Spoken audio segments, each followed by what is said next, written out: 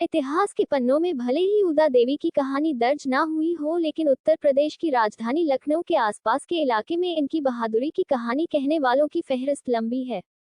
दलित समुदाय से आने वाली उदा देवी लखनऊ के नवाब वाजिद अली शाह की बेगम हजरत महल की सुरक्षा में तैनात थी, जबकि उनके पति मक्का पासी नवाब की सेना में थे। उदा देवी हजरत महल बेगम की सेना का हिस्सा थी।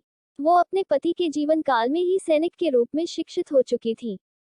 उदा देवी पहले वहां पर सेविका थी और सैन्य सुरक्षा दस्ते की सदस्य भी थी।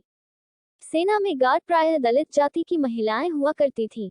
ये महिलाएं बहुत ऐसी छोटी छोटी जातियों से हुआ करती थी जिनका काम सेवा था, लेकिन सेवा के साथ उनमें से कुछ को चुनकर रानी या रानियां या राजा उनको प्रशिक्षित करते थे। वाजिद अली शाह ने अपनी कुछ बेगमों को सैनिक योग्यता भी दिलाई थी। अपने तथा परियों की रक्षा के उद्देश्य से 30 फुर्तीली स्त्रियों का एक सुरक्षा दस्ता भी बनाया था, जिसे अपेक्षानुरूप सैनिक प्रशिक्षण भी दिया गया। संभव है उदा देवी पहले इसी दस्ते की सदस्य रही हो। उदा देवी का जन्म लखनऊ की पासी जाति में हुआ था। उनकी शादी मक्का पासी से होने के बाद ससुराल में उनका नाम जगरानी रख दिया गया। उसी दौरान नवाब वाजिद अली शाह बड़ी मात्रा में अपनी सेना में सैनिकों की भर्ती की, जिसमें लखनऊ के सभी वर्गों के गरीब लोगों को नौकरी पाने का अच्छा अवसर मिला। उदा देवी के पति भी काफी साहसी व पराक्रमी थे। इनकी सेना में भर्ती हुए वीरांगना उदा देवी जी की जयंती 14 अप्रैल को पूरे भारतवर्ष में बहुत ही धूमधाम से मनाई जाती है। उदा देवी एक भारतीय स्वतंत्रता सेनानी थी, जिन्होंने 1857 के प्रथम भारतीय स्वतंत्रता संग्राम के दौरान भारतीय सिपाहियों की ओर से युद्ध में भाग लिया था। ये अवध के छठे नवाब वाजिद अली शाह के महिला दस्ते की सदस्य थी। इस विद्रोह के समय हुई लखनऊ की घेराबंदी के समय लगभग 2000 भारतीय सिपाहियों के शरण स्थल सिकंदर बाग पर ब्रिटिश फौजों द्वारा चढ़ाई की गई थी और 16 नवंबर 1857 को बाग में शरण लिए इन 2000 भारतीय सिपाहियों का ब्रिटिश फौजों द्वारा संहार कर दिया गया था। इस लड़ाई के दौरान उदा देवी ने पुरुषों के वस्त्र धारण कर स्वयं को एक पुरुष के रूप में तैयार किया था।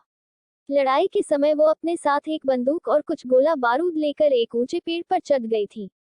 उन्होंने हमलावर ब्रिटिश सैनिकों को सिकंदर बाग में तब तक प्रवेश नहीं करने दिया था जब तक कि उनका गोला बारूद खत्म नहीं हो गया।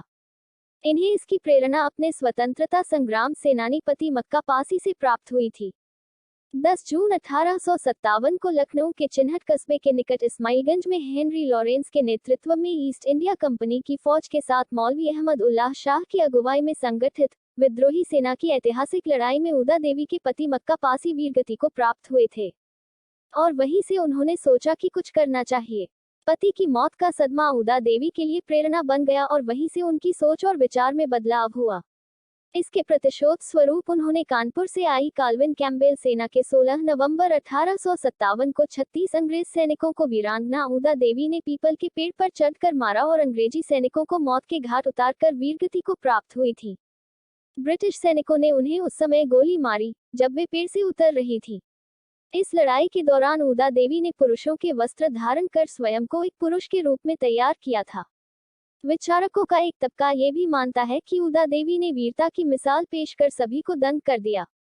कहा जाता है इस स्तब्ध कर देने वाली वीरता से अभिभूत होकर काल्विन कैम्पबेल ने हैट उतारकर शहीद उदा देवी को श्रद्धांजलि दी।